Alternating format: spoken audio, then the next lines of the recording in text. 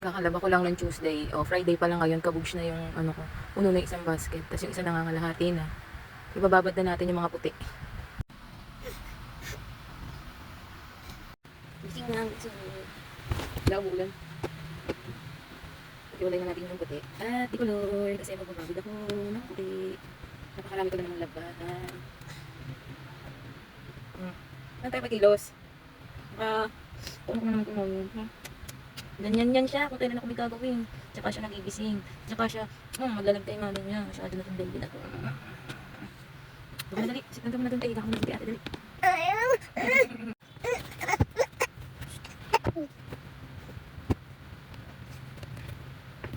Sige.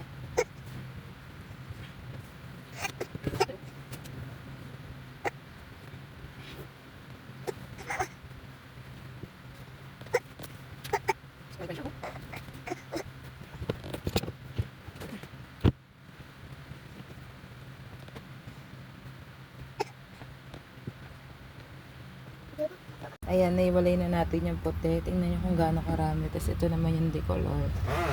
Na rin tayo ng higaan dahil gising na si Maring Kali. Hey Mare. Ay, ilan araw. Ilan ko join. Araw. Pero umambon. Umambon siya dahil. Hoy. Mamaya na yan. Kain mo ng kanin. Ayan, magligpit ka kaasim. At ng basura dyan sa dustpan, lagay mo dyan sa plastic. Dali.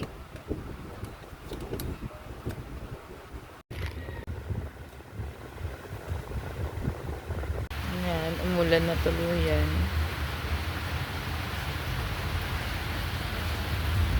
Pinakuha ko nga yung mga working sheets ni Kaasim para naman nalilibang siya at na-train na din yung kamay niya sa pagko-color.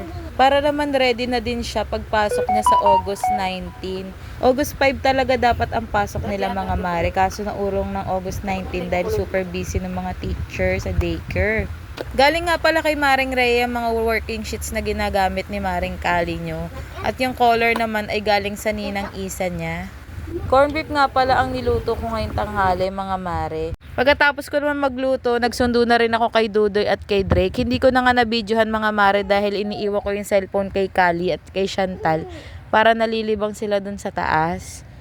Nakapaglaban na nga rin pala ako ng mga puti. Ito isasampay ko na isa-isa. Yan nga pala yung mga binabad ko kaninang umaga mga mare. Kinusot ko na rin ngayong hapon para naman mabawas-bawasan na yung mga gawain ko. Bukas ko naman lalaban yung mga decolor namin damit mga mare. Hindi ko nga nalaban lahat dahil baha dun sa may labahan namin. Inuna ko na nga rin tong puti para bukas ay paplansyahin ko na lang ito lahat. Ayan, tapos na ako magsampay. Pinagligpit ko naman si Maring Kali nyo ng mga laruan na kinalat nila. Pagtapos niya naman magligpit, pinahiga ko na rin sila mga mare para makatulog na nga ang mga bagets. O diba, ang dali kausap, tulog agad ang mare nyo. Yun lang mga mare, pa-like and share. Thank you.